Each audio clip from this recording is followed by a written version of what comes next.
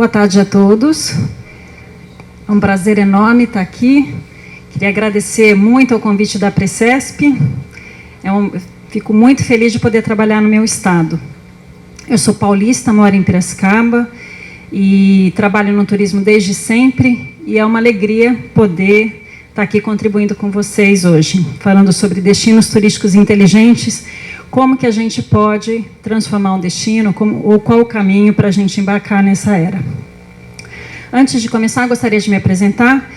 Eu trabalho com turismo desde a década de 90, tive agência na era pré-internet, trabalhei em operadora, fui professora universitária por um bom tempo e desde 2006 trabalho com consultoria. Comecei trabalhando para o Sebrae São Paulo, aí no momento de crise a gente não pôde mais prestar serviço, um problema do Sebrae estadual. E nesse momento de crise eu criei tive que me reinventar, e uma das coisas que eu criei foi o blog Agente no Turismo, que era um veículo para me comunicar com agentes de viagens. Nesse momento eu não tinha muita ideia de como que um blog poderia me ajudar. Eu tinha um produto para destino, tinha um produto para hotelaria, e o blog era um canal para agências de viagens. E o primeiro cliente que eu atendi, que me chegou pelo blog, foi uma operadora de turismo equestre de Portugal. Um primeiro cliente me pagando em euros, um primeiro cliente internacional, que eu não teria acesso de uma outra forma se não fosse através desse canal. Então, a partir daí, eu resolvi estudar um pouco e entender melhor esse mundo digital, e é por isso que a gente está aqui conversando hoje. Eu mergulhei no marketing digital, e desde então venho trabalhando bastante com essas temáticas: turismo digital, turismo inteligente, marketing digital para turismo. E hoje eu estou aqui para compartilhar um pouquinho dessa minha experiência nos outros estados que eu venho trabalhando. Espero daqui a pouco também estar fazendo isso em São Paulo. Se eu perguntar para vocês, vocês conseguem ficar longe do telefone celular de vocês durante um dia? Não é deixar no modo avião, não. Ou no silencioso, é ficar longe mesmo, chegar. Você consegue? Impossível? No sítio? A gente tem alguns destinos, alguns locais aqui que a gente ainda é obrigado a fazer um detox digital. Mas, de uma forma geral, a gente não consegue mais, porque a gente usa o celular para a gente se comunicar, para a gente se relacionar com os amigos, para a gente comer, pedir comida, comprar. A gente usa o celular para fazer compra ou para comparar preço. Esse dado é do Google, que 80% dos consumidores, enquanto estão numa loja física, utilizam o celular para comparar preço e, às vezes, até compra online. Aposto que alguém aqui já fez isso, de estar numa loja precisando comprar uma geladeira e acaba comprando pela internet. A gente tem um outro jeito de consumir música e filme, A gente tem um outro jeito de assistir televisão. Há 5 anos atrás, os meus filhos assistiam televisão mexendo no celular, eu ficava incomodada com isso, falava: presta atenção, olha, é uma coisa só. Hoje todo mundo faz isso, 95% dos brasileiros têm esse hábito, da gente, e principalmente o que a gente faz no celular enquanto a gente está assistindo televisão? A gente acessa as redes sociais, especialmente quando está passando algum comercial.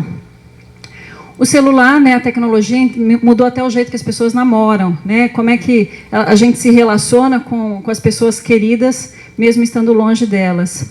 Então, hoje eu digo assim que é impossível a gente separar o mundo online do mundo offline. A gente está o tempo todo on-life.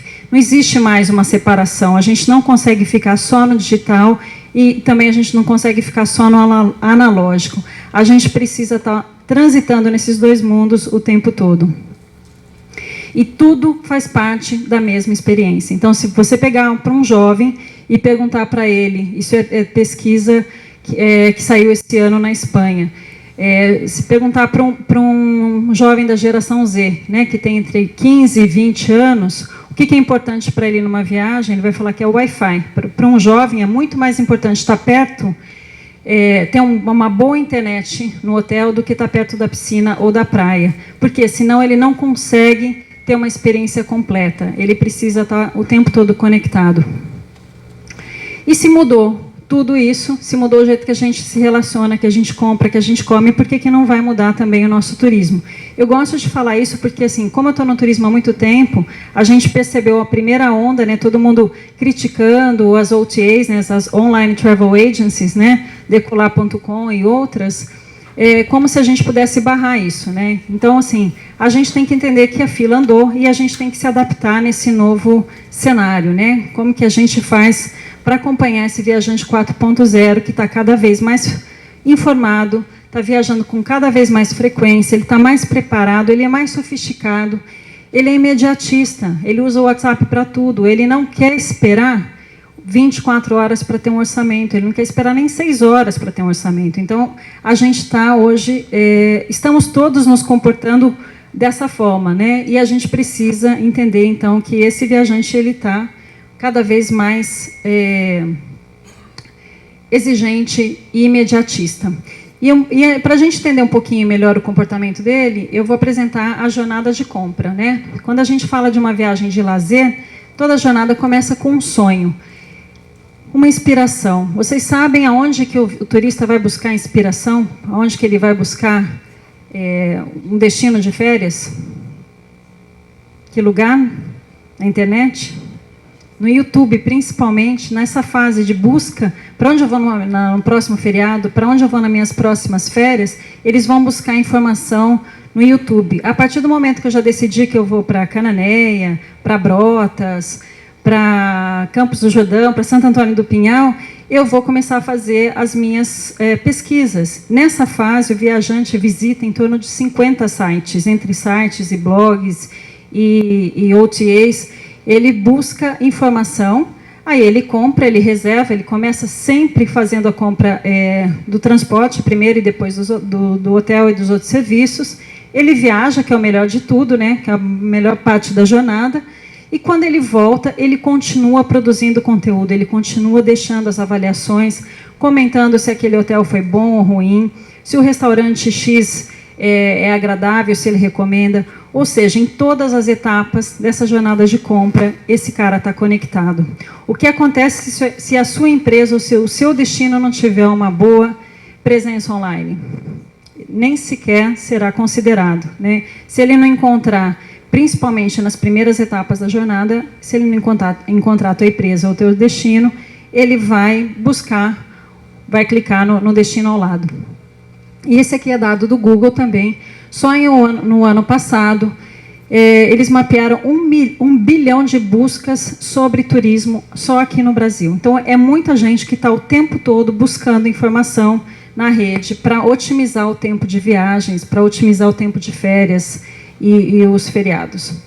Além disso, né, além dessa mudança do consumidor, ou por causa dessa mudança do consumidor, vários novos negócios surgiram que impactaram no nosso turismo, né? A gente tem um deles que é o Airbnb, todo mundo conhece, presente em vários destinos turísticos, causando, né, complicando um pouco a vida dos gestores e facilitando ou proporcionando uma diversidade de serviço para os turistas. A gente tem o Airbnb dos eventos, então uma plataforma que, se eu tenho um espaço como esse aqui, que está ocioso, eu posso divulgar nessa plataforma e locar para alguém que precisa realizar um evento aqui em São José dos Campos. A gente tem o Airbnb dos barcos. Por que eu vou pagar manutenção, que é cara pra caramba, de um barco o ano inteiro, se eu só vou usar algumas vezes por ano? Eu posso entrar em contato direto com o proprietário e locar o barco.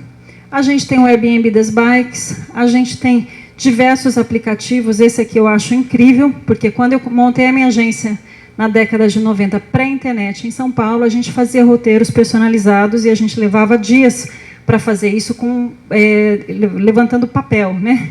A gente hoje entra no Google Trips, em questão de segundos, de minutos, né? Segundos é um pouco de exagero, você seleciona os atrativos que você quer visitar num determinado destino, e aí ele monta um roteiro, e como o Google trabalha com Big Data, ele sabe quanto tempo as pessoas costumam ficar no Museu A, quanto tempo as pessoas ficam no atrativo B, e a partir daí ele já te sugere um percurso com todas essas informações.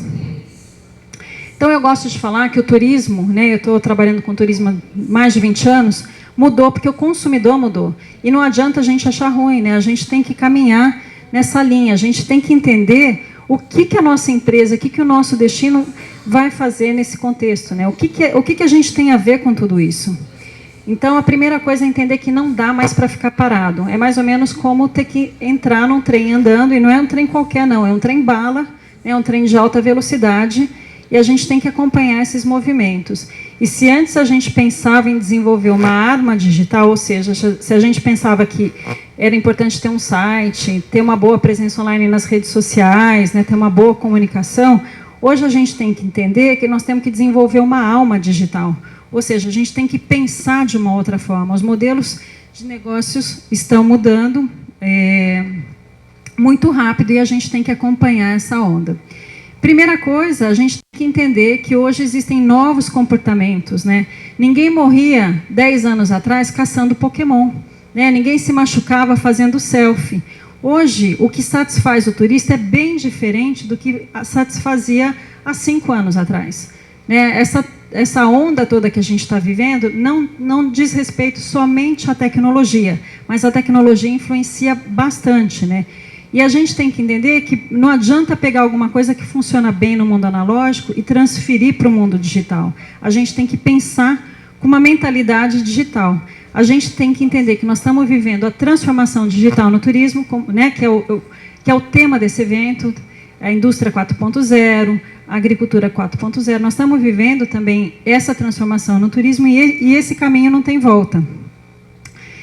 E aí que entra o nosso turismo inteligente, né? Então, o que é o turismo inteligente e por que a gente está discutindo isso aqui? Essa é uma definição do Sebrae. O turismo inteligente, destinos turísticos inteligentes é uma metodologia que foi desenvolvida na Espanha. O Sebrae Nacional trouxe para cá, fez algumas pequenas modificações. Eu tenho trabalhado em alguns estados, como Roraima, Rio Grande do Norte, Mato Grosso, Bahia, usando uma parte dessa metodologia, tentando deixar as empresas turísticas mais inteligentes. Mas, para vocês entenderem, a definição que eles colocam são estruturas turísticas diferenciadas que facilitam a interação e a integração do visitante antes, durante e depois da viagem, otimizando sua experiência no destino por meio de tecnologias inovadoras. Ou seja, se o turista está o tempo todo conectado em todas as etapas da jornada, e eu não consigo ter uma interação, eu não consigo usar a tecnologia para oferecer melhores serviços para eles, eu estou perdendo meu tempo, eu estou perdendo competitividade, né? E aqui no Brasil a gente trabalha com 4 pilares. O primeiro é tecnologia, a sustentabilidade, e aí a gente fala de sustentabilidade ambiental, social e econômica, a experiência turística, né? A primeira capacitação que eu fiz de turismo de experiência foi em 2009. Eu acho que pouca coisa aconteceu no Brasil em termos de oferta de experiência, a gente precisa avançar nisso. E a governança, que também é um gargalo que eu vejo em vários destinos por onde eu trabalho, porque não importa se eu tenho um empreendimento e não gosto do meu concorrente. Em alguns momentos, né, a gente vai trabalhar junto porque a gente tem o mesmo objetivo. Então, a gente, não é uma questão de ter afinidade ou não, é uma questão de querer o melhor para o nosso destino. E eu vejo que ainda existe muito trade desorganizado, muita dificuldade em fortalecer esse pilar. Hoje nós vamos falar um pouco mais da parte de tecnologia, mas só colocando para vocês algumas características, né? Os destinos inteligentes, eles utilizam muita tecnologia de ponta, eles possibilitam experiências inovadoras. As pessoas estão querendo fazer coisas diferentes, elas querem experiências que marquem a viagem, elas não querem simplesmente passear de ônibus e tirar foto de um atrativo turístico. Valorizam o capital humano, são focados na sustentabilidade e na acessibilidade, também um pilar que a gente precisa avançar bastante, são integrados e interativos e oferecem acessibilidade. Então, falando um pouquinho de tecnologia, falando de inteligência artificial, né? Parece que essas coisas estão muito longe da nossa realidade, mas esse aqui é o Spencer, ele é um robô desenvolvido pela KLM e ele fica no aeroporto lá de Amsterdã para auxiliar os passageiros que precisam se movimentar de um terminal para o outro ou tem alguma certa dificuldade.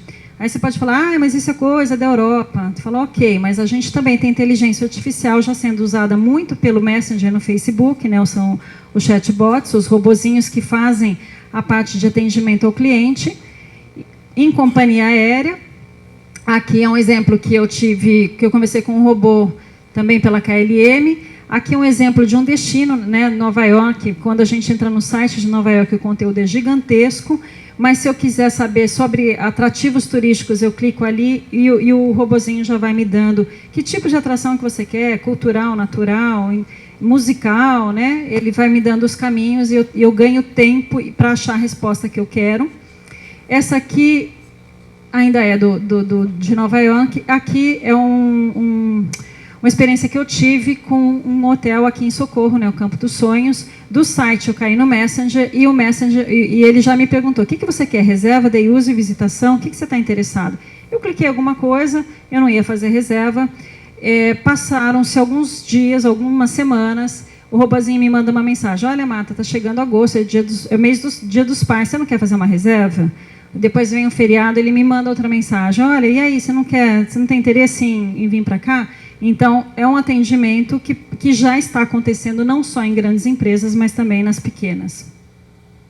Falando um pouquinho de realidade virtual, né, como é que a gente pode trabalhar a realidade virtual a favor do turismo. Então, se eu tenho um hotel e quero vender a minha parte de eventos, né, o meu espaço de eventos, a hora que eu mostro para um cliente como é lá dentro, que ele viaja, né, entre aspas, naquele ambiente, ele pode tomar decisão. Da mesma forma que uma pessoa pode né, escolher um destino de férias a partir da experiência dessa amostra grátis que ela tem usando os óculos de realidade virtual. A gente tem o Big Data, né? Eu estive na Equipe Hotel fazendo uma palestra, conheci alguns fornecedores de tecnologia que oferecem Wi-Fi nos hotéis e nos aeroportos, e nessa tecnologia esses empreendimentos conseguem captar dados dos usuários e a partir daí mandar notificações e ofertas de serviços que vão assim, agradar, porque eles têm um mapeamento do perfil desse usuário. A gente também sabe que a Amadeus tem uma ferramenta que é possível ser usada nas cidades que têm aeroportos para saber quem são as pessoas que estão buscando informações sobre um determinado destino, por exemplo, São Paulo, e quem realmente está comprando. Então, quando a gente pega um destino turístico como Foz do Iguaçu, por exemplo, você percebe que tem muito americano que está buscando informação, que chega a fazer buscar voos, né, e levantar preços, mas efetivamente quem compra são os argentinos. Então, o destino, com base nesse montante de informações, pode tomar decisão, pode mudar suas estratégias de marketing para poder buscar o cliente desejado. A gente tem o Bitcoin, né, tão falado, tão comentado nesses últimos meses, que tem sido usado já por hotéis, operadoras, inclusive pelo Conselho de Turismo da Alemanha, e na Espanha foi criada uma moeda, né, uma moeda digital para compra de serviços turísticos, especificamente para isso que é o Turiscoin. Então, não são coisas que estão tão distantes da gente, né, são coisas que já estão acontecendo. E a realidade aumentada, né, um exemplo clássico para a gente entender o que é a realidade aumentada é lembrar do Pokémon, né? O pessoal usa o celular para ver um objeto que não existe. Aqui também a realidade aumentada ela pode ser utilizada a partir do celular, né, com os óculos especiais, para a gente poder ter informação dos destinos. Eu vou tentar passar um filme para vocês entenderem melhor como funciona. Não entrou?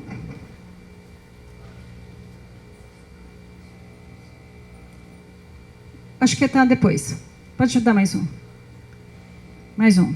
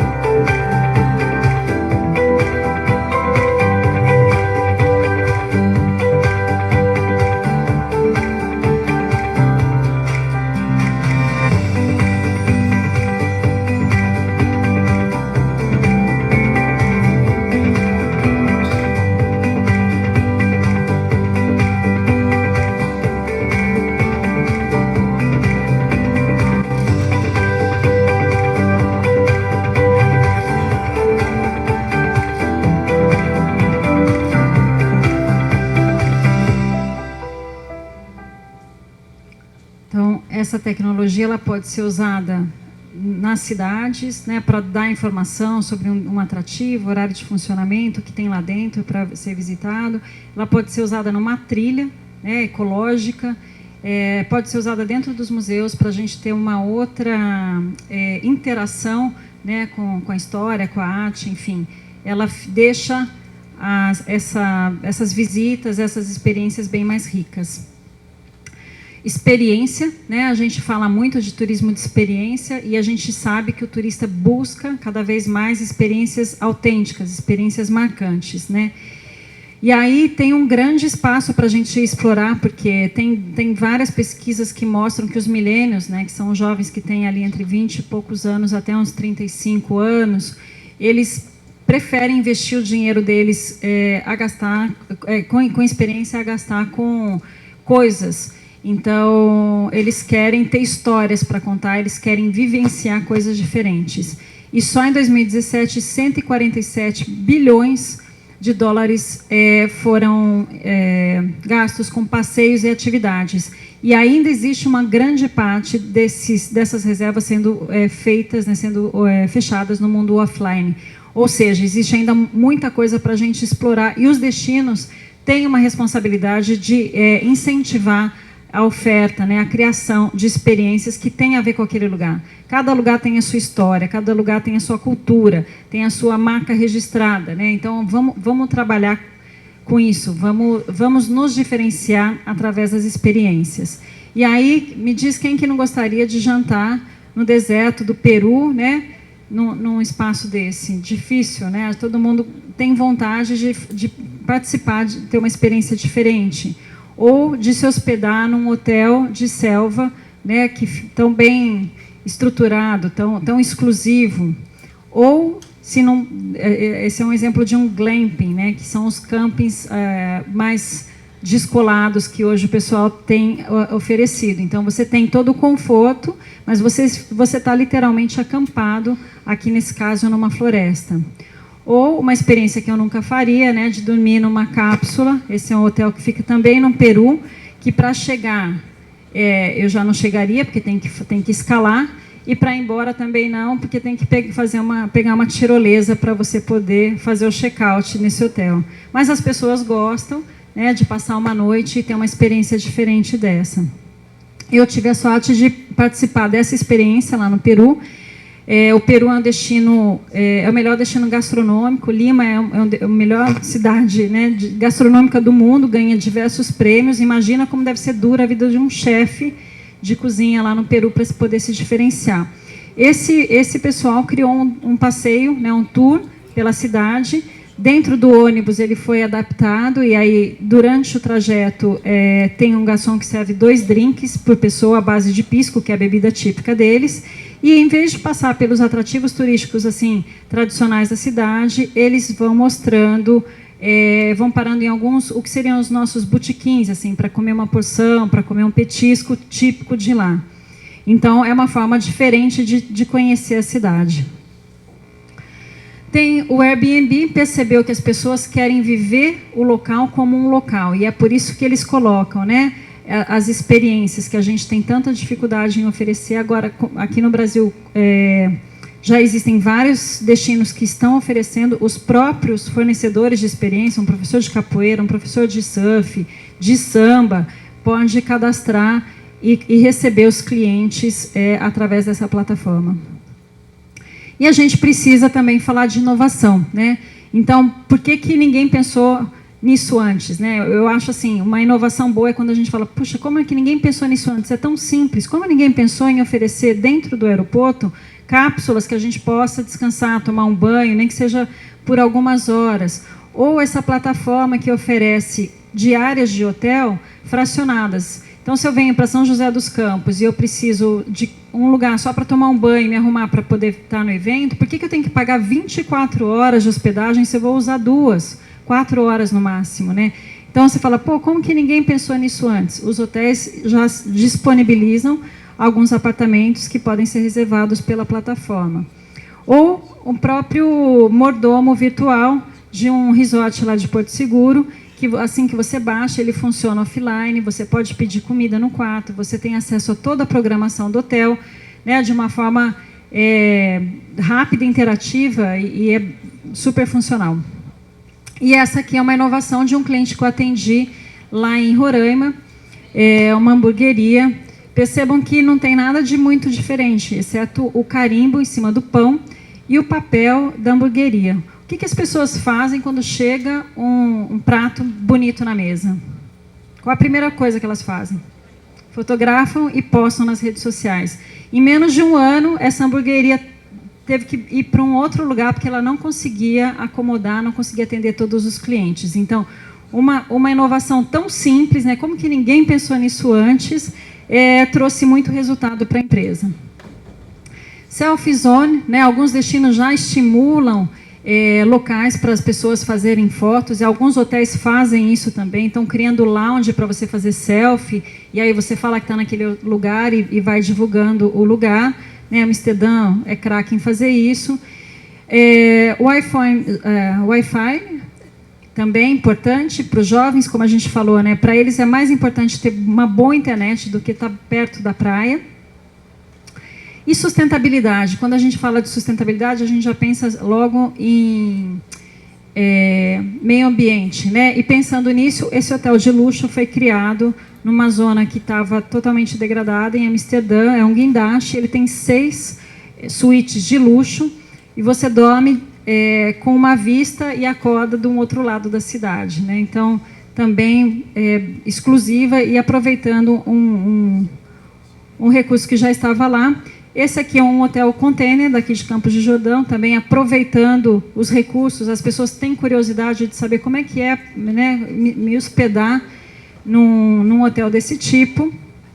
E para encerrar, eu queria deixar 5 dicas, né, 5 oportunidades para os destinos se tornarem mais inteligentes. A primeira, né, fortalecer a governança. Gente, sozinho ninguém vai a lugar nenhum. Então, as coisas acontecem nos destinos onde existe uma governança forte, unida, que tem um objetivo comum, né, que é fazer o destino crescer. Vamos fazer o destino bombar.